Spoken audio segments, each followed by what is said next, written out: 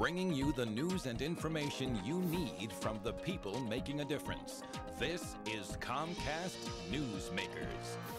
Well, if you like show business and like to see performances in small theaters, this is the perfect opportunity for you. You probably have already heard about the 42nd Street Moon.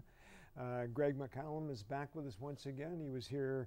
We can't get rid of him. I mean, he just keeps coming back over and over again. You know, it's Greg. Well, it's always a good time with you, Jack. Coming back. And at the 42nd Street Moon, you got a bunch of shows. These are cheer-up shows. Is that They right? are, exactly. You know? In fact, our season is called Forget Your Troubles. And it's 3 of them are Depression-era musicals, but they're all the kinds of shows that are going to lift people's spirits. Well, that's the whole point of the Depression musicals, right? Exactly. I mean, that's when those things flourish the most.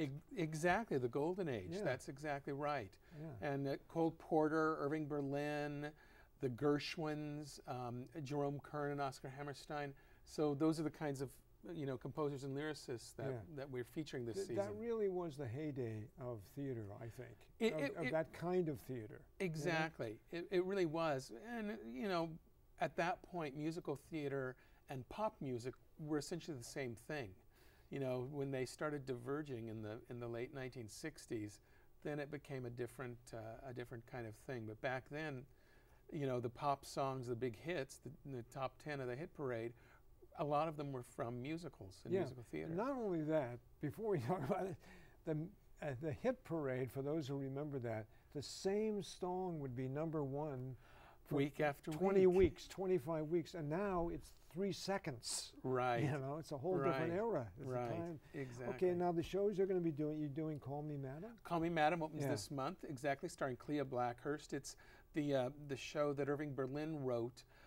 It's sort of a takeoff on Promesta, who was the ambassador to Luxembourg, and it's the fictional country of Lichtenberg in the play. And we're actually having a Luxembourg night on September 25th. The Consul General, Georges Faber, is hosting an event at Call Me Madam. And then we're doing Destry Rides Again, which is based on the Jimmy Stewart, Marlene Dietrich movie, right? Then Jubilee, which is Cole Porter and Moss Hart. You're busy. We are busy, exactly. Yeah. That's a show they went around the world to write. They went on a round-the-world cruise. They wrote a different song. For instance, Begin the Begin was, I believe, written in Morocco. And so every port... come on, you're making that up. I am not making that up. No, you're making it up. That's I really can tell true. by the look in your face you're making that up. It began in Morocco?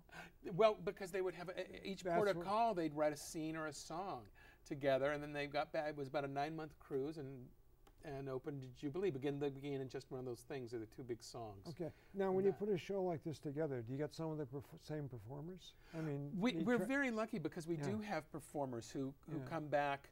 I would say, maybe 1/3 of our performers every year have been with us for a long time. We have one actor, Bill Farner, and Cindy Goldfield, actually, an actress, who've been with us since 1993, our very first season. So, I mean, that's great.